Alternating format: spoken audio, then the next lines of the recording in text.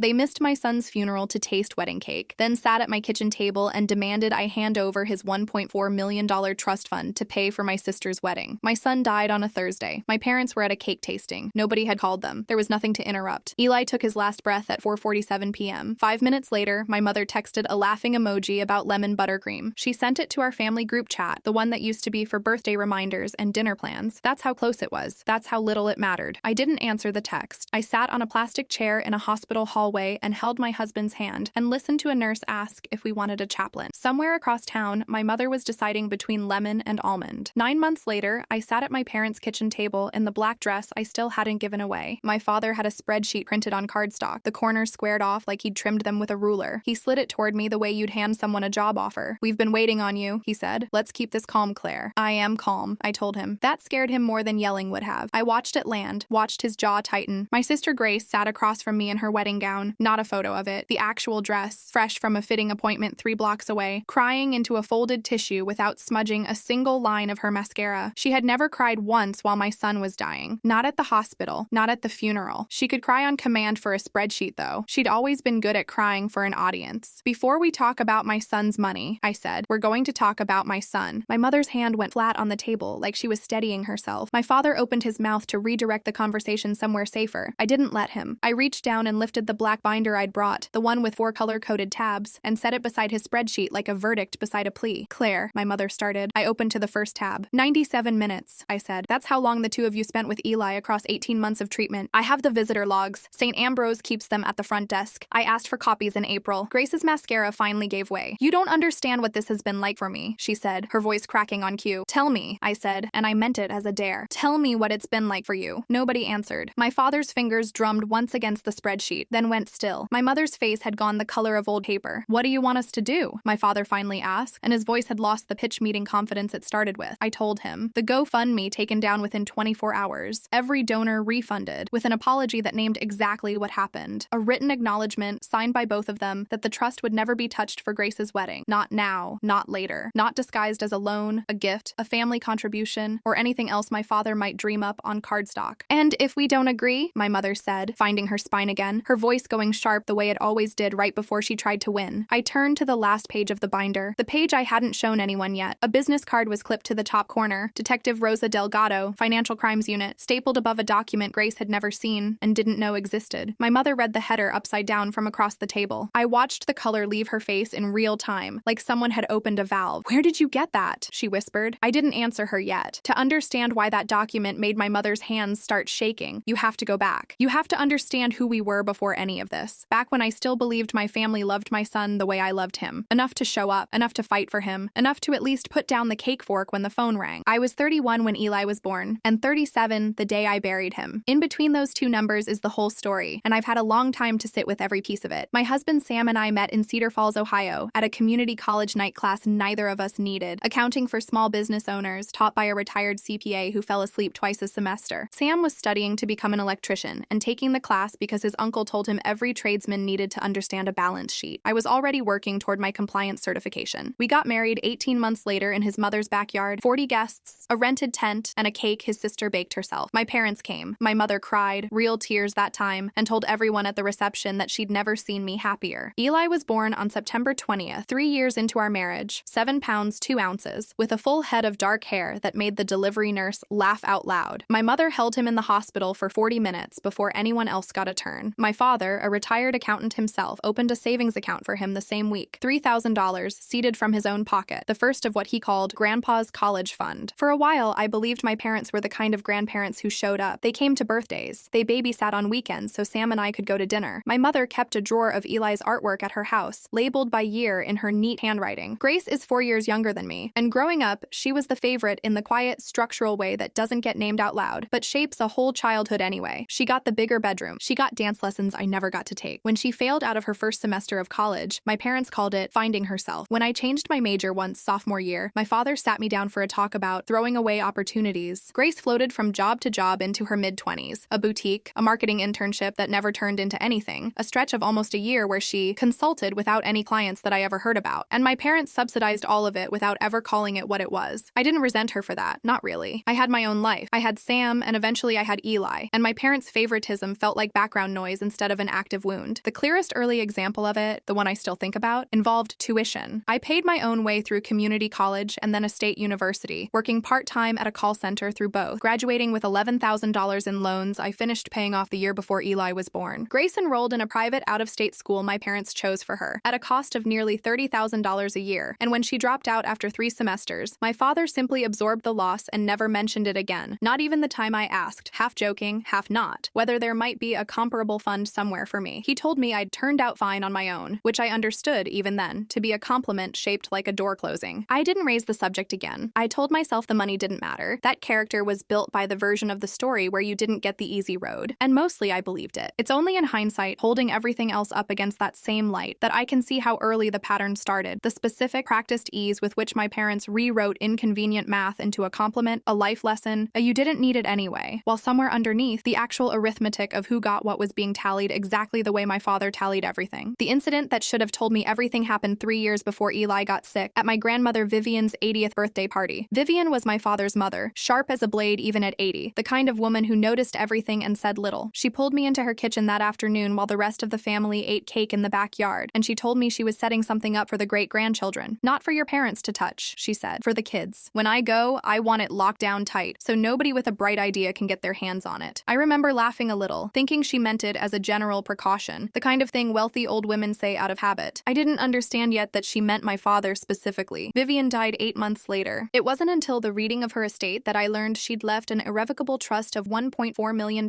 for Eli, her only great-grandchild at the time, structured so that it couldn't be touched, redirected, or borrowed against by anyone but a court-appointed trustee acting in Eli's sole interest. She'd named me trustee, not my father. Me. My father didn't take it well. He never said so directly. That wasn't his style. But for months afterward, he made comments at family dinners about how some decisions get made without the full family's input, and how he'd always assumed Vivian's estate would come back together, one way or another, for whoever needed it. I told myself it was grief talking. I didn't know yet that I was hearing a plan being drafted out loud, one dinner at a time. Eli was diagnosed with acute lymphoblastic leukemia 2 years after that, 3 weeks after his 6th birthday. He'd been tired for a month, bruising too easily, and I remember the pediatrician's face when the blood work came back, the careful, rehearsed calm of someone about to change your life. He carried a stuffed elephant named Milton everywhere after that, through every appointment, every infusion, every overnight stay. Milton's job, according to Eli, was protecting the vein. He said it with total seriousness, like Milton had been hired for a position and took the work personally. I believed him more than I believed most adults I knew. Sam and I effectively moved into St. Ambrose Children's Hospital for the next 18 months. Sam took unpaid leave twice. I worked remotely from a chair beside Eli's bed, running compliance audits on a laptop balanced on a rolling tray table while monitors beeped beside me. My parents visited twice in that entire span. I know the number because I wrote it down, because somewhere in the 3rd month I started keeping a log without fully admitting to myself why. 97 minutes combined across 2 visits. My mother brought a coloring book the first time and left before Eli finished the first page. Grace visited 0 times. She got engaged to her boyfriend Derek during Eli's 4th month of treatment, and from that point forward, the wedding became the only subject that existed in my family. Venue tours, cake tastings, a charcuterie board she posted online the same afternoon Eli had a Metaport placed under general anesthesia. I remember staring at that photo on my phone in a hospital hallway, my son unconscious 2 floors up, my sister captioning a spread of prosciutto and manchego with 3 heart emojis. I texted her that night. He's scared, I wrote. Can you call him tomorrow? She answered in the family group chat instead, 20 minutes later, asking whether anyone had opinions on lemon versus almond cake. Nobody in the chat mentioned my son. I put my phone face down on the tray table and didn't pick it up again that night. The escalation didn't happen all at once. It happened in stages, each one small enough that I could tell myself it was reasonable, until the pattern became too obvious to keep excusing. The first stage came during Eli's 10th month of treatment, right after his doctors started using the word remission out loud for the first time. I should have been relieved. Instead, that same week, my father called to ask if he and my mother could be added as backup authorized contacts on Eli's medical paperwork. Just in case, he said, for insurance purposes, since your mother and I are still his grandparents and we should be in the system. He asked for Eli's full legal name, his date of birth, and his social security number, which he said the insurance company required for the authorization form. I didn't think twice. My father had spent 30 years as an accountant. He understood paperwork better than I did. I emailed him the number that same afternoon, sitting in a hospital cafeteria, grateful that he was finally trying to be involved. A week later, my mother asked for a certified copy of Eli's birth certificate for our own records, in case anything happens to us and someone needs it. I ordered a second copy from the county and mailed it to her without asking why she needed the original document instead of a photocopy. I want to be honest about that moment because it matters later. I gave them everything they asked for. I trusted them with my son's identity because they were his grandparents and because it never never once occurred to me that trust could be the thing they were counting on. The second stage came 3 months after that, when Eli relapsed. The word aggressive entered our vocabulary, along with the word limited, spoken by an oncologist who chose his sentences with the particular gentleness doctors use when they're preparing you for the worst. I called my mother from the hospital parking garage, and I could hear her television in the background, some home renovation show. Volume unmuted the entire call. When I finished explaining what the doctor said, there was a pause, and then she asked whether Grace should plan a fall wedding or wait until spring, since apparently these things take a full year to plan properly, and Grace didn't want to rush it. I remember standing in that parking garage with my phone against my ear, waiting for her to circle back to what I'd just told her. She never did. I told myself she'd misheard me, that the shock had scrambled her response, that surely she'd call back once it landed. She never called back. I responded reasonably, the way I always did. I sent a follow-up text a few days later with a clearer update, spelling it out in plain language this time. No room for confusion. She replied with a single thumbs up. The third stage arrived when Grace asked me to be a bridesmaid. I said yes because some part of me still wanted to believe we could be a normal family, that grief and celebration could exist in the same house without one swallowing the other. The dress fitting was scheduled for a Tuesday in March, the same week Eli was readmitted for a fever that wouldn't break, the kind that sends a childhood cancer patient's whole care team into motion. I called Grace to explain I couldn't make the fitting, that Eli's counts were dangerously low and I needed to be at the hospital. She was quiet for a moment, and then she said, "I know this is a hard time for you, but this is kind of a hard time for me too. I've been planning this for over a year." I didn't argue. I told her I understood, and I asked the bridal shop to email me measurements so I could get fitted separately once things settled down. That's the kind of accommodation I made, over and over, without ever once asking anyone to accommodate me. I remember standing in the hospital hallway that same Tuesday, phone still warm against my ear from the call with Grace, watching a nurse push a crash cart past a room 3 doors down from Eli's, my whole body going cold before I confirmed it wasn't for him. Grace texted 20 minutes later. A photo of bridesmaid dresses lined up on a rack, captioned, "Which one do you like best? Sorry you're missing this," with 2 exclamation points that felt, in that hallway, in that particular hour, like something closer to violence than carelessness. I didn't respond right away. When I did, hours later, once Eli's fever had broken enough for me to breathe again, I told her the sage green one looked lovely, because it did, and because some worn-down, dutiful part of me still thought performing normalcy might eventually produce the real thing. It never did. I understand now that the performance was the whole relationship, on her end and my parents' end both, a surface maintained carefully enough that anyone looking from outside would have called us close. Between the third stage and what came next, my mother tried a different tactic, one that took me longer to recognize because it didn't come from her directly. She called Sam's mother Patricia, a warm, well-meaning woman who'd always gotten along with my parents at holidays, and spent nearly an hour on the phone describing how worried she was about me, how isolated I'd become, how she feared grief was making me rigid and hard to reach, when really all the family wanted was to come together and support one another through Grace's wedding, a bright spot everyone needed right now. Patricia, who had no reason to doubt a grieving grandmother's account of things, called me gently that weekend to ask if I was doing okay, if maybe I was pushing my own parents away when I needed them most. I remember sitting on my back porch, phone against my ear, realizing my mother had reached past me entirely, into a relationship of my own that had nothing to do with her, and used it as a lever. I explained everything to Patricia as calmly as I could. The visits, the buttercream text, the venue deposits during Eli's final week, and to her credit, she believed me immediately, apologized for the call, and never brought it up again. But the attempt itself told me something. My mother had stopped trying to convince me directly, because direct conversation with me wasn't working anymore. She'd started trying to build a case against my judgment among the people around me instead, quietly, one borrowed relationship at a time. I responded the only way I knew how. I told the truth, plainly, to whoever asked, and let the truth do the work of correcting the record. The fourth stage was the one that finally showed me the shape of what I was dealing with, months before I had proof of anything. My father called during Eli's second relapse, the one where the word limited stopped being a possibility and became a timeline, and instead of asking how Eli was doing, he asked how the estate situation was progressing, whether the trustee paperwork had settled into a permanent structure yet. I didn't understand the question at first. When I asked him to clarify, he said something about wanting to make sure the family's resources stayed flexible enough to help whoever needed it most, and that Vivian, in his opinion, would have wanted the money to serve the living, not sit locked away for a situation that might not resolve the way we're hoping. I hung up the phone and sat in my car outside the hospital for 11 minutes before I could make myself go back inside. He was talking about my son's death as an event that would free up money. He was doing math on my child's life expectancy. I responded the way I responded to everything back then, reasonably, generously, giving people the benefit of every doubt I had left. I told myself grief made people say strange, clumsy things, that maybe he was trying to plan for a future he couldn't bear to think about directly. I didn't confront him. I didn't cut contact. I kept sending updates. I kept answering the phone. I kept being the daughter who managed everyone else's feelings about my son's illness instead of demanding they manage their own. Eli relapsed a final time in September, 3 weeks after his 8th birthday. The oncologist sat us down in a small room room with soft chairs and a box of tissues already positioned on the side table, which told me everything before she said a word. Sam held my hand so tightly it left marks. We brought Eli home under hospice care on a Tuesday. He died the following Thursday, October 12th, at 4:47 in the afternoon, with Milton wedged under his arm exactly where he liked to keep him. I held his hand. It was smaller than it should have been for a boy who'd fought so hard for 2 years. 5 minutes after he stopped breathing, before I'd even called the funeral home, my mother texted the family group chat a laughing emoji about lemon buttercream frosting. I found out later, much later once I understood what I was actually looking at, that my parents had spent that entire final week of Eli's life finalizing venue deposits for Grace's wedding. $12,000 to a barn venue outside Cedar Falls, $4,000 to a florist, $6,000 to a photographer who specialized, according to her website, in golden hour love stories. They signed those contracts while my son was actively dying 20 minutes away. I didn't know any of that yet, sitting in the hospice room. I only knew the text about the buttercream glowing on my phone screen, and the sound Sam made when I showed it to him. Not a word, just air leaving him all at once, like something had been kicked out from under his ribs. 11 people came to Eli's funeral. My parents sent a bouquet from a grocery store, the kind with a plastic sleeve still creased around the stems, and a card that said, "Thinking of you both," without mentioning Eli's name once. That same afternoon, while I stood at a graveside in a black dress I'd bought 2 days earlier because I didn't own one, my parents and Grace toasted champagne at a new venue 3 towns over, the barn, the one with the $12,000 deposit. Grace posted it that evening. A short video, golden light, clinking glasses, the caption reading, "A successful new beginning for our family." I saw it at 11 that night, unable to sleep, scrolling because scrolling was easier than sitting with silence. I read the word family 4 times before I closed the app. 2 weeks after the funeral, an envelope arrived from my grandmother's estate attorney confirming what I already knew, that Eli's trust, now that its sole named beneficiary had passed, would transfer under the terms of the trust document to a contingency structure that Vivian herself had specified years earlier, naming me as trustee of the transferred funds with discretion over eventual distribution to a charitable purpose or, at my judgment, to future great-grandchildren. We told no one in my family that this letter had arrived. Sam and I sat at our own kitchen table that night and agreed, without much discussion, that we needed time before we said anything to anyone. We didn't get that time. My mother opened mail that wasn't hers 3 weeks later. She'd stopped by our house to drop off a casserole, the first thing she'd done in over a year that resembled grandmotherly concern, and while I was in the kitchen, she went through a stack of unopened mail on the hallway table, looking, she said later, for a return address label she needed for something unrelated. She found the trust attorney's letter instead. She called me that same evening. "We need to talk about the trust," she said. No greeting, no preamble. "Your sister's wedding is falling apart while that money just sits there doing nothing. That money is connected to my son," I said. "It's not sitting there doing nothing. It's what's left of him." "He's gone, Claire," she said, and her voice had none of the softness I'd have expected from a mother saying those words. "Grace is still here. She has a future ahead of her. Don't you want to see something good come out of all this?" I hung up the phone. I didn't cry. I remember being surprised by that, standing in my kitchen with the phone still warm in my hand, waiting for tears that didn't come. I think some part of me had already started building the wall I'd need for what came next. What came next was fast. Within a week, my father requested a formal meeting as a family to discuss the trust like adults. Grace posted a vague update on social media about an unexpected tragedy that had put a strain on wedding planning, never naming Eli, never naming me, phrasing it so generically that half her followers assumed something had happened to her personally. A GoFundMe appeared 4 days later under the name of one of Grace's college friends, titled "Help Grace Rebuild After Family Tragedy," with a goal of $10,000. The description mentioned unimaginable loss and a family trying to hold itself together, and included a single photo of Grace crying at what I recognized with a jolt as Eli's graveside, a photo taken from behind, at a distance, clearly without my knowledge or consent. The fundraiser raised $6,200 in 10 days from strangers who believed they were helping a grieving family recover. They had the wrong family member in mind entirely. I didn't scream. I didn't call my mother back and demand an explanation. I closed my laptop, sat very still at my kitchen table for a long time, and then I opened it again and started working, because working was the only language I had left that still made sense to me. Quick pause from the story. If you enjoy these stories, consider taking a listen to our Spotify show linked in the description for early access to new stories in better audio quality. Now back to the video. I'm a compliance analyst. I spend my working life reading financial records for patterns other people hope no one will notice. Mismatched dates, structured deposits, paperwork that looks clean until you check it against a timeline. I had never once turned that skill on my own family. I didn't want to believe I'd need to, but something about the GoFundMe photo, the angle, the timing, the fact that Grace's friend had access to an image taken at a private burial, told me this wasn't clumsy grief anymore. This was a campaign, and campaigns leave records. I started with the visitor logs because St. Ambrose keeps them for 18 months, and I wanted the number confirmed before it faded from institutional memory. The front desk supervisor printed them without asking why. 97 minutes combined across across 2 visits exactly as I remembered. I highlighted the entries in yellow and set the printout in a folder I labeled in black marker simply Mother. I started a second folder for my father, a third for Grace, a fourth for the trust itself. I didn't know yet what would go in each one. I only knew I needed somewhere to put what I found. I pulled our joint family text threads next, exporting them from my phone the way I'd been trained to export chat logs during workplace investigations, timestamps intact, nothing edited, the keep the service small message from my father, sent the morning of Eli's funeral, the lemon buttercream text from my mother, 5 minutes after Eli died, timestamp glowing at the top of the screenshot like an accusation. I laid them beside the venue contract dates I requested, legally through Vivian's estate attorney, who still had standing to request financial records tied to the trust's contingency clause, and watched a timeline build itself without my needing to argue anything. $12,000 to the barn venue, signed the Monday of Eli's final week. $4,000 to the florist, signed the Wednesday before he died. $6,000 to the photographer, signed the day of his funeral. I didn't need to write commentary next to those numbers. The dates did the talking. I called Miriam Cole, the estate attorney who'd handled Vivian's will, and now oversaw the trust's contingency terms, and asked her plainly whether my parents had any legal claim to the funds. She didn't hesitate. "Zero," she said. "Not a dollar, not under any theory. The trust names you as trustee with sole discretion. They could sue, but they'd lose, and they know it, which is exactly why they're trying to get you to hand it over voluntarily, instead of fighting you for it in a courtroom they'd lose in." That distinction mattered more than I understood at the time. A family that believes it has a legitimate claim goes to court. A family that knows it has no claim tries to guilt you into signing something instead. I hired a forensic accountant next, a quiet, exacting man named Paul Okafor, who'd spent a decade tracing fraud for a regional bank before going independent. I gave him everything: the venue contracts, the GoFundMe records, bank statements I'd requested from my parents months earlier under the pretense of settling some old shared expenses from Eli's care, which they'd handed over without suspicion because, I think, some part of them still believed I was too grief-stunned to read them closely. Paul worked for 11 days. When he called me back, his voice had a different register than our first conversation. Careful, deliberate, the voice of someone who'd found something they needed to explain slowly. "I need you to sit down for this," he said, and I told him I was already sitting. 4 months into Eli's treatment, a personal loan for $41,000 had been opened at a regional credit union in Cedar Falls. The loan wasn't in my father's name. It wasn't in my mother's name either. It was opened in Eli's name, using his social security number, his date of birth, and a certified copy of his birth certificate as identity verification, the exact documents my father had requested for insurance purposes, and my mother had requested for our own records. 11 months before Eli died, a 6-year-old boy, mid-chemotherapy, had a $41,000 loan opened in his name, co-signed with a signature the credit union had on file as his legal guardians, a signature that was not mine and was not Sam's. Someone had signed my name. Paul walked me through where the money went. $8,000 to a bridal boutique in Columbus, $6,000 to the barn venue as an initial hold, months before the deposits I already knew about, $4,200 to a jeweler for what I later learned was Grace's wedding band, custom set, ordered a full year before the actual wedding. The remainder had been drawn down slowly, in smaller withdrawals, over the following year. Cash advances, mostly, hard to trace to a single vendor but easy to trace to a pattern. A slow bleed of money from an account that belonged on paper to a dying child who had never signed anything in his life beyond a hospital consent form. His parents held his hand to complete. Paul sent the documentation over in a single encrypted file, 43 pages, every disbursement cross-referenced against a vendor name and a date, formatted the way I would have formatted it myself if I hadn't been too close to the subject to trust my own objectivity. I printed all 43 pages that same night at my kitchen table, the printer humming in the next room while Sam slept upstairs, and I read every line twice before I let myself believe it. There's a particular kind of quiet that settles over a house at 2 in the morning when you're holding proof that the people who were supposed to protect you did the opposite instead. I sat with that information for 2 full days before I called anyone. I kept thinking about the birth certificate, the one I'd mailed my mother without asking a single question, trusting her because she was my mother and because some fossil layer of me still expected grandparents to be safe. I kept thinking about my father's phone call, the one where he asked about the estate situation while Eli was actively dying, and I understood now that it hadn't been clumsy or grief-addled at all. He'd been checking on an investment. I called Detective Rosa Delgado in the Financial Crimes Unit, a name Miriam Cole had given me, and I told her everything, laid flat and factual, the way I'd present a compliance finding to my own supervisors. She listened without interrupting, and when I finished, she was quiet for a moment before she spoke. "This is identity theft of a minor," she said. "Using a deceased minor's identity to secure a loan is a federal offense on top of the state charges. I want you to send me everything Paul Okafor found. I also want you to understand something. You don't have to press charges for this to be real. But if you want it documented, if you want leverage that actually means something instead of just a hard conversation at a dinner table, I can open a file today." I told her to open the file. That's the document that was clipped to Detective Delgado's card in my binder, the one my mother read upside down from across the kitchen table. Her face face losing color like someone had opened a valve. "Where did you get that?" she'd whispered. I let the question sit in the air for a moment before I answered it. "From a forensic accountant, a bank's records department, and a detective in the financial crimes unit," I said. "Would you like me to read it out loud, or would you rather I just hand it to Dad, since his signature is the one that isn't actually his?" My father's face did something I'd never seen it do before. It emptied out. All the pitch meeting composure, the squared-off spreadsheet corners, the calm authority he'd walked in with, it all drained out of him at once, and what was left looked old and frightened in a way I hadn't expected to feel anything about. I'd braced myself for his anger. I hadn't braced myself for the moment his hands started shaking too. "Claire, whatever you think you found, there's an explanation," he started. "There's always an explanation," I said. "I've heard 6 of them over the last 2 years. I'd like to hear this one, actually, because I'm curious what explanation covers opening a $41,000 loan in a 6-year-old's name and forging my signature to guarantee it." Grace's crying stopped entirely. Not slowed, stopped, like someone had cut the audio. She looked at our father, then at our mother, and I watched something shift behind her eyes, the particular vertigo of realizing the ground you've been standing on was never solid. "What loan?" she said, and her voice had lost every practiced tremor. "Dad, what is she talking about?" He didn't answer her. That silence answered for him. "You didn't know," I said to Grace, and I meant it gently, because some part of the reasonable, accommodating person I used to be still existed in that room, even then. "I believe you didn't know exactly where the money came from, but you knew it was there. You knew a $41,000 boutique bill and a barn venue deposit and a custom wedding band appeared during my son's chemotherapy, and you never once asked where any of it came from. That's not the same as innocence, Grace. That's just a more comfortable kind of guilt." My mother found her voice again, sharper now, the old instinct to attack when cornered. "You're going to destroy this family over money that boy never even got to spend," she said. "He's gone, Claire. He doesn't need it. We do." The room went very still. Even Grace flinched. "Say his name," I said. My mother blinked. "What? You haven't said his name once. Not today, not in 9 months. Say it." She opened her mouth, and for a moment, I actually thought she couldn't do it. That 2 years of treating my son as an obstacle or an inconvenience or eventually a financial event had erased his name from whatever part of her still functioned as a grandmother. "Eli," she finally said, quiet, like the word cost her something. "This isn't about Eli. It has never been about anything else," I said. "You missed a cake tasting for him exactly 0 times. You missed every single appointment, every infusion, every night he was scared of the dark in a room that smelled like a hospital because it was one. You found time to open a fraudulent loan in his name, though. You found time for that. So don't tell me this isn't about him. He's the only reason any of us are sitting at this table." My father tried once more, quieter this time, the fight mostly gone out of his voice. "We were going to pay it back," he said. "Once the wedding was over, once things settled, we were going to pay back a dead child's identity theft loan with what?" I said. "You don't have $41,000 sitting around, Dad. That's the whole reason you needed the loan in the first place. You were never going to pay it back. You were going to keep taking, the way you always have, and hope nobody with my training ever looked closely enough to notice." Nobody spoke for a long moment. Outside, I could hear a neighbor's dog barking, ordinary and distant, like the rest of the world hadn't stopped the way this kitchen had. "Here's what happens now," I said, and I laid out the terms the same way Paul had laid out the loan disbursements to me. Calm, sequenced, factual. The GoFundMe would come down within 24 hours. Every donor refunded from their own account, with a message that named exactly what had happened. No vague language about unexpected tragedy. A written statement, signed by both of them, acknowledging the trust would never be touched. Not as a gift, not as a loan, not disguised in any form for Grace's wedding or anything else. Full repayment of the fraudulent loan in a structured plan Miriam Cole would draft and enforce, beginning immediately. And Detective Delgado's file would remain open, unresolved, a decision point I was keeping entirely in my own hands rather than theirs. Not a threat exactly, but not one either. "And if we do all of that," my father said, "you'll close it? Make it go away?" I said the file stays open, I said. "I didn't say what I'll do with it. That depends on what happens after today. Not on anything you promise me in this kitchen." My mother's hands hadn't stopped shaking. Grace had gone very quiet, staring at the spreadsheet on the table, like it had turned into something unrecognizable. And for the first time since I'd walked in, nobody in that room was performing anything. Whatever they actually were, underneath all the crying and the calm authority and the squared-off cardstock, was finally sitting in full view for each other to see, not just for me. Grace reached out and grabbed my wrist before I could stand, her grip surprisingly firm for someone who'd spent the last 20 minutes falling apart. "I'll pay you back," she said. "The boutique, the ring, whatever they used for the venue. I'll figure out a way to pay every cent of it back myself. I swear to you, Claire. I didn't know, but I should have asked, and I'm asking now what I can do." I looked at her for a long moment. Some old, tired part of me wanted to tell her it was fine. The way I'd told her it was fine to miss the fitting, fine to post about cake flavors, fine to be somewhere else every single time it mattered. I didn't say that this time. "You can start by telling the truth in public, the way you told a lie in public," I said. "Take the GoFundMe down yourself. Don't wait for Mom and Dad to do it because they won't. Not really. Not honestly. And then you can spend some time thinking about why it took a fraud investigation for you to ask a single question about where any of this money came from." She nodded, and for the first time since I'd sat down at that table, I believed something something she said without needing a document to confirm it. "I love this family," I said, standing to leave. "I still don't know if that was ever mutual, but I know what my son deserved, and I know none of you gave it to him. That's not something a spreadsheet fixes." I picked up my binder and walked out. Nobody followed me to the car. The next 6 weeks unfolded like a slow-motion collapse, the kind where you can see every piece falling and still can't stop watching. The GoFundMe came down within the 24 hours I'd demanded, but not because my parents took it down. Grace did, at 2 in the morning, along with a public post that named exactly what had happened. Not the fraud, not yet, but the essential shape of it. She wrote that donations had been solicited under false pretenses, that the tragedy referenced had been the death of her nephew, rather than any hardship of her own, and that every donor would be refunded in full within the week. She didn't ask my permission to post it. She didn't need to. I found out later she'd spent that entire night going through her own savings account, wiring back $6,200 to strangers who'd trusted a stranger's grief because she couldn't stand the idea of one more day passing with that lie still standing. It was the first thing she'd done in 2 years that cost her something real, and I noticed. Derek found out about the loan 9 days after the confrontation. Not from Grace and not from me, but from a credit inquiry that showed up on a joint account he and Grace had opened together for wedding expenses. A routine notification, the kind that flags unusual activity, that happened to surface the credit union's records during an unrelated dispute over a security deposit. He called Grace in the middle of a Tuesday afternoon, and according to Grace, who told me this part herself weeks later over coffee, the first thing he asked was whether any of the money funding their wedding had come from a source she couldn't explain. She told him everything, all of it. The venue deposit, the boutique, the ring he'd proposed with, financed in part by a loan taken out in a dying child's name. Derek postponed the wedding indefinitely 2 days later. I don't know everything that was said between them, but Grace told me he'd looked at her, not with anger exactly, more like grief, and asked how she could plan a life with people capable of that and never once ask where the money came from. She didn't have an answer for him. She still doesn't, as far as I know. My father's finances came apart next, and not gently. The $41,000 loan, combined with 2 smaller lines of credit Paul Okafor uncovered during a follow-up review, a department store card, and a second, smaller personal loan, both opened in Eli's name over the 18 months of his treatment, totaling another $9,000. Put my parents underwater in a way 30 years of careful accounting couldn't undo overnight. The credit union, once alerted to the fraud, froze the account and opened its own internal investigation, separate from Detective Delgado's file, which meant my parents were now facing scrutiny from 2 directions instead of one. My father, a man who had built his entire identity around being the responsible one, the one with the spreadsheet, the one who understood money better than the rest of us, spent that autumn fielding calls from a credit union's fraud department and an estate attorney's paralegal and, eventually, his own retirement fund manager, whom he'd quietly asked about early withdrawal penalties. My father made one last attempt to change the outcome before he accepted it, and it was, in its own way, the most revealing thing he did through the entire ordeal. In late October, 3 weeks after the confrontation, Miriam Cole's office received a filing from an attorney my father had quietly retained, petitioning the county probate court to review my standing as trustee, arguing that my emotional state following a recent bereavement raised questions about my fitness to manage the trust's assets responsibly. He cited no misconduct because there wasn't any to cite. The filing leaned entirely on grief itself as a disqualifying condition, as though surviving my son's death made me less capable rather than more determined. Miriam called me the afternoon it landed, and I remember laughing once, sharp and involuntary, at the audacity of a man who'd forged my signature on a loan application, trying to argue in front of a judge that my judgment couldn't be trusted. The petition was dismissed at the first hearing. The judge, according to Miriam, spent less than 4 minutes on it before ruling from the bench, noting dryly that Vivian's trust document was explicit, that I had committed no violation of my duties, and that the petitioner might want to reflect on whether his own conduct, not his daughter's grief, was the more relevant subject for the court's attention. My father paid his attorney's retainer, lost, and never mentioned the filing to me directly. I only know the details because Miriam kept me informed, the way she'd kept me informed of everything, methodically, without editorializing, letting the facts carry whatever weight they carried on their own. My mother tried one more time to reach me in November, with a letter instead of a phone call, handwritten, 4 pages, the kind of letter that starts with an apology and slowly turns into a defense. She wrote that she'd never meant for things to go so far, that grief had made her say things she regretted, that surely I understood a mother's instinct to protect all her children, not just the one who was gone. She used the word gone instead of Eli's name 3 separate times in that letter. I noticed. I always notice things like that now. It's become a kind of professional deformity, reading a document for what it avoids saying as carefully as what it says. I didn't respond to the letter. Some silences aren't cruelty. Some silences are just the only honest answer left. Not everyone in my family disappeared into the wreckage, though, and that surprised me more than the collapse itself. My father's sister, my Aunt Denise, called me the week after the confrontation, furious in a way I'd never heard from her before. She'd learned the full story from Grace, who'd called her crying, unable to hold it alone anymore. Denise drove 4 hours from Michigan the following weekend, sat at my kitchen table, a different apartment table, a safer one, and told me she'd suspected for years that her brother had a blind spot the size of a house when it came to money and control, but she'd never imagined it would touch a child. She brought a small wooden box with her, one Vivian had given her decades earlier, containing a handful of photographs of my father as a boy that Denise thought I should have, since apparently no one else in the family seemed inclined to remember who he used to be before he became this. It wasn't forgiveness for him. It was something else, a reminder that not every branch of a poisoned tree carries the same rot, and that family, when it's working the way it's supposed to, sometimes shows up 4 hours late with old photographs instead of 9 months late with a spreadsheet. My cousin Jenna, Denise's daughter, reached out too, awkward and sincere, offering to help however she could, though neither of us was quite sure what that meant yet. A handful of cousins I hadn't spoken to in years sent messages, some clumsy, some careful, most of them some version of "I had no idea. I'm so sorry. Let me know what you need." I didn't need much from any of them. I needed, mostly, to be believed, and for the first time since Eli's diagnosis, I was. The barn venue added its own tangle to the mess. Once word of the fraud reached the venue's owner, through Grace, who felt she owed an explanation after canceling, the venue refused to return the $12,000 deposit, citing a strict no-refund clause buried in paragraph 9 of a contract nobody had read closely at the time they signed it. My father spent 3 weeks on the phone with the owner, and then, when that failed, with a small claims mediator, trying to recover money that had, in a sense, never really been his to spend in the first place. He lost that fight too. The florist kept half her deposit. The photographer, to her credit, refunded everything once she learned the circumstances, along with a short, kind email to Grace that Grace showed me months later, the only unprompted kindness that came out of a vendor relationship built on money that should never have existed. I found a strange, quiet satisfaction in watching all of it unwind through ordinary contract law, the same slow, procedural machinery I used every day at Hartwell. No drama required, just paperwork finally being read the way it should have been read from the start. The first Christmas after the confrontation was the quietest one Sam and I had spent together in years, and also, unexpectedly, one of the better ones. No group chat buzzing with photos of a tree at my parents' house. No obligatory visit, timed and dreaded in advance. Just the two of us. A small tree in the living room. Milton propped against one of the ornament boxes, like he'd been invited to help decorate. Denise called on Christmas morning, the first of what became a standing tradition, and Jenna sent a care package with a card that made me cry for reasons that had nothing to do with grief and everything to do with the strange relief of being thought of by someone who expected nothing back. A few co-workers at Hartwell, the ones I'd quietly confided in during the worst stretch of that autumn, sent flowers to the office with a note that just said "We see you," which undid me more than almost anything else that season, because it was the plainest, least complicated form of care I'd been offered in over a year. There was a night in early December, the first real snow of the year settling outside our windows, when Sam found me sitting on the floor of Eli's old room, the one we hadn't touched since the hospice bed had been wheeled out 14 months earlier. I was holding Milt, the stuffed elephant, turning him over in my hands the way Eli used to when he was thinking hard about something. Sam sat down beside me without saying anything for a long time. Eventually, he asked what I was thinking about, and I told him the truth. I was grieving 2 things at once, and I hadn't realized until that moment that they were separate griefs. One was for Eli, uncomplicated, bottomless, the kind of loss that doesn't get smaller, only quieter. The other was for the family I'd thought I had, the version of my parents who showed up for 40 minutes in a hospital room and cried real tears at my wedding, who I'd spent 2 years hoping might still exist somewhere underneath the spreadsheet and the loan applications. If I just kept being patient enough, reasonable enough, forgiving enough, that family had never really existed, not the way I remembered it. Or maybe it had, once, briefly, and had quietly died somewhere along the way without a funeral of its own. Either way, I was allowed to miss it. Sam didn't try to talk me out of the grief. He just sat with me on the floor until my legs went numb, and then he made tea, and we didn't talk about spreadsheets or loans or trust funds for the rest of that night. The legal side resolved slower than any of the emotional side did, the way these things usually do. Miriam Cole structured a repayment plan for the fraudulent loans, enforceable through a civil judgment my parents agreed to, rather than risk a criminal referral moving forward on Detective Delgado's file. It took most of a year, monthly payments drawn against my father's retirement withdrawals, tracked and confirmed by Miriam's office, every payment logged the way I log everything now, time-stamped, saved, backed up in 3 places. Detective Delgado kept the file open for 4 months before I made my decision. I didn't press criminal charges in the end. Not out of forgiveness, exactly. I told her, and I told myself, that criminal charges against a 63-year-old man with no prior record would cost the state more than it would ever recover, and would turn my son's name into a headline detail in a fraud case instead of what I wanted it to remain, a name people said with love, not a case number. Detective Delgado closed the file at my request, with a note in the record that made clear exactly what had happened and why it hadn't proceeded further. My father knows that note exists. He knows I could have made a different choice. I think, in its own quiet way, that knowledge has done more to change him than a courtroom ever would have. It's been a little over a year since that afternoon at the kitchen table now. I still live in Cedar Falls, in the same house Sam and I bought before Eli was born, though we repainted his room a soft gray last spring, not to erase him, but because the walls walls had started to feel like a museum instead of a home, and I didn't want a museum. Milton sits on a shelf in the living room now, where I can see him every day, instead of tucked away in a closet where grief goes to be managed instead of lived with. I still serve as trustee of what remains of Vivian's gift. Most of it stays invested, the way my grandmother intended, held for a future I don't yet know the shape of. But I directed a portion of it, $200,000, toward establishing a fund at St. Ambrose Children's Hospital, in Eli's name, covering unpaid parking and lodging costs for families who live too far from Columbus to drive home between treatments. It's a small thing. In the scope of $1 million